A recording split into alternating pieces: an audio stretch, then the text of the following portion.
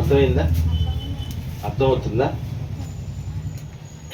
చర్చకొచ్చేటప్పుడు చక్కగా బుద్ధిమంతులుగా భయభక్తులు కలిగిన వాళ్ళుగా చక్కగా వస్తాం. వెళ్ళేటప్పుడు అట్లాగే వెళ్తాం. ఎలా వచ్చాం జాగ్రత్తగా అలాగే వెళ్తాం. కానీ జీవించేటప్పుడు ప్రవర్తించేటప్పుడు కానీ చాలా భిన్నంగా ఉంటుంది.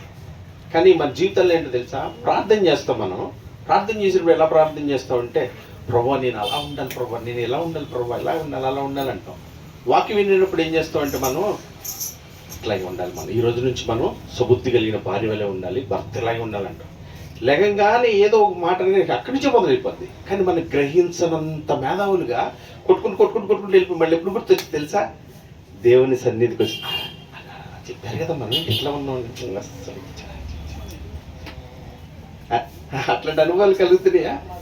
అలాంటి అనుభవాలే కలుగుతూ ఉంటాయి. దేవుడికి స్తోత్రం కలుగునుగా. కానీ మనం ఎప్పుడైతే జాగ్రత్త తీసుకుంటావో ఆ వాక్యం అంట మంచి నేలను పడిన విత్తనం వల్లే. మన ప్రార్థన ఎలా ఉండాలి తెలుసా? చెయ్యి ప్రభువా కాదు, ప్రవర్తించులాగా ఉండటానికి నాకు సహాయం చేయి, నా ప్రవర్తన స్థిరపడి మీద నాకెంత మేలు అని అంటాడు. దేవునికి స్తోత్రం. ఆశీర్వాదాలు దీవెన అన్నిటికన్నా గొప్పది ఏంటో తెలుసా? దేవుని మాటను అనుసరించి నడుచుకున్న గొప్ప భాగ్యం అండి. దేవుడికి స్తోత్రం కలుగునుగా. అదొక్కటి చేయగలిగితే కనుక నరుడు సర్వాశీర్వాదాలు వాడి దగ్గర ఉన్నట్టే. దేవునికి మహిమ కలిగింది. దేవునికి స్తోత్రం. అలాగే చూస్తే కనుక భార్య విషయంలో కూడా చిన్న వయసులో తెలియని వయసులో పెళ్ళంటే భయపడిపోయి ఉండే. అప్పటికి చాలా మందిని చూసేవాడిని, గొడవలు, కొట్లాట్లు, తిట్లాట్లు, జుట్లు పీకోట్లు ఎన్ని చూసి పెళ్ళంటే భయపడిపోయాడు. నాయన బాబు పెళ్ళంటే పెట్టాలంటే ఇట్లా ఉంటారా, ఇలా గొడవలు చేస్తారా అని చెప్పి దేవుడి కృపను బట్టి అసలుకి భయపడిపోయి ఉండేవాడిని. దేవుని మహాకృప ఆయన దయని బట్టి ఆయన అలా పరిశుద్ధ వివాహం జరిగించి దేవుని వాక్యం దగ్గర తీసుకొచ్చి ఆ వాక్యాన్ని చూపించి కట్టి వాళ్ళని నిలబెడుతున్న చూస్తే ఆ వాక్యం చదువుతున్నప్పుడు అంటే దేవుడు ఎంత గొప్ప కృప చూపించాడో మా ఎడల, మా జీవితాల్లో, మా బ్రతుకులు ఆయన చేసిన మేలు ఎంత గొప్పదో. మా భక్తిని బట్టి కలలేదు. కానీ ఈరోజు గృహమే కదా స్వర్గశివ అన్నయ్య ఉన్నట్లుగా ఇంటికి వెళ్ళాలంటే 11:30 వెళ్దామని కాకుండా డ్యూటీ వదిలిపెట్టి ముందు ఇంటికి వెళ్ళిపోవాలి అర్జెంటుగా అనేటటువంటి మనసు కలుగుతుంది. మంచి భార్య, మంచి పిల్లలు ఉన్నారు, కుటుంబంతో చక్కగా గడపచ్చు, దేవుడి మంచి పరిచయం, అలాంటి ఒక ఆనందం కలుగుతుందంటే ఆయన మాటకి విధేయులే లోబడి ఎప్పుడైతే నడుచుకుని తెలుసా, అప్పుడు నువ్వు ఇచ్చిన అన్నిటిని బట్టి సంతోషించగలుగుతాం, ఆనందించగలుగుతాం. కానీ దేవుడు మనకి ఎంత విలువైన ఇచ్చాడో మనకి ఏమాత్రం తెలియదు చాలా మందికి. తెలుసా?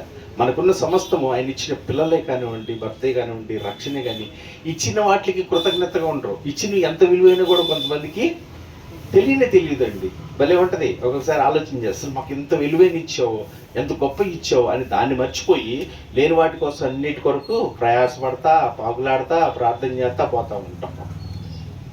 అలాంటిది వాళ్ళ క్రైస్తవులు ఎలా ఉందో తెలుసా? నేను అదే అంటాను అప్పుడప్పుడు, దేవుడిచ్చిన రక్షణ ఎంత విలువైందో తెలియట్లేదు. దేవుడిచ్చిన కుటుంబం, దేవుడిచ్చిన జీవితం, దేవుడు కాపాడుతున్న విషయం, పోషిస్తూ బలపరుస్తూ నడుస్తున్న విషయాలు బట్టి కృతజ్ఞతగా రావటం మానేసేసి ఏం చేస్తావు, ఏమిస్తావు, ఏం చేసావు మాకు, ఇట్లాంటి సొనుక్కుంటా తిరుగుతూనే వాళ్ళ జీవితాల్లో ఇంకా సొనిగి రాలిపోయే వాళ్ళకి, ఆత్మ జీవితంలో చచ్చిపోయిన వాళ్ళకి చాలా మంది అలా ఎండిపోతున్నారు. ఎందుకు తెలుసా? మొట్టమొదటి కారణం ఏంటో తెలుసా? వాక్యాన్ని చదువు. వాక్యం ఏం చెప్తుందో జాగ్రత్తగా వినం, ఎలా ప్రవర్తిస్తుందో అలా ప్రవర్తించడానికి ఇష్టపడడం. మా ఆయన మారట్లేదండి, మా ఆవిడ మారట్లేదండి, నా పిల్లలు నా మాట వింటలేదండి, ఏమంటే ఉద్యోగం లేదండి, ఏమంటే కడుపులు నొప్పండి, ఏమంటే ఇంట్లో ఎన్ని చెప్తూ ఉంటాం. కారణం ఏంటి? ఈ వాక్యాన్ని నేను అనుసరించి నడవపోవటం వల్ల ఈ పరిస్థితులన్నీ వచ్చింది. దేవుని స్తోత్రం కలిగిందా? హల్లెలూయా. ఫస్ట్ మాట ఏం చేద్దాం? సుబుద్ధి కలిగిన వాడి నడత ఎలా ఉంటుందంట?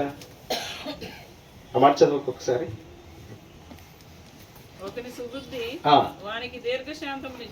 అబ్బా, దేవునికి స్తోత్రం కలుగునుగా.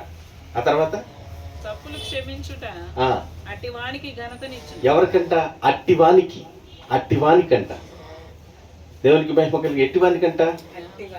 సుబుద్ధి అంటే వాక్యాన్ని జాగ్రత్తగా అనుసరించే వాడికి మాత్రమే సమస్తాన్ని వశపరుచుకునేటటువంటి శక్తి, జ్ఞానము దేవుని కృపను బట్టి వాడికి కలుగుతాడు. వాక్యం లేకపోతే నువ్వు ఎంత నీ భార్యను చేయాలన్నా, మురిపించాలన్నా, చేయాలన్నా, నీ భర్తను ఎంత చేయాలన్నా, నీ పిల్లల్ని ఎంత కట్టడి చేయాలన్నా, నీ యజమానుల్ని, నీ చుట్టూ ఎంత చేయాలని ఏమి అవదు. కానీ మన సత్యాన్ని ఎప్పుడు తెలుసుకుంటావో, జాగ్రత్త దాన్ని అనుసరించి నడుస్తామో, ఈ వాక్యమే సమస్తమును చేయుటకు శక్తి కలిగింది. దేవునికి మహిమ కలుగును గాక. హల్లెలూయా. ఆయనకి ఇక్కడ ప్రశాంతం దొరికింది. ఏం చేస్తుంది, దేవుడికి స్తోత్రం కలిగిన అన్ని చర్చలు కానీ చక్కగా వచ్చేస్తాను. నాకు అదే అనిపించింది. మరి ఏమైనా దేవుని ఆయన కోసం రాగానే ప్రార్థన చేస్తున్నా, ప్రభు ఈ రోజున దేవుని కృపను బట్టి దేవుని స్తోత్రం. కానీ ఉన్న బలహీనతల నుంచి ఆయన విడిపిస్తాడు. ప్రార్థించేద్దాం, కళ్ళు మూసుకొని ప్రార్థించేద్దాం. మనం ఏకీవించి కొంచెం ఒకసారి లేపండి ప్రార్థన. దేవునికి కలిగిందిగా పాపం చేసి అలసిపోయి ఉంటాడు. Praise the lord.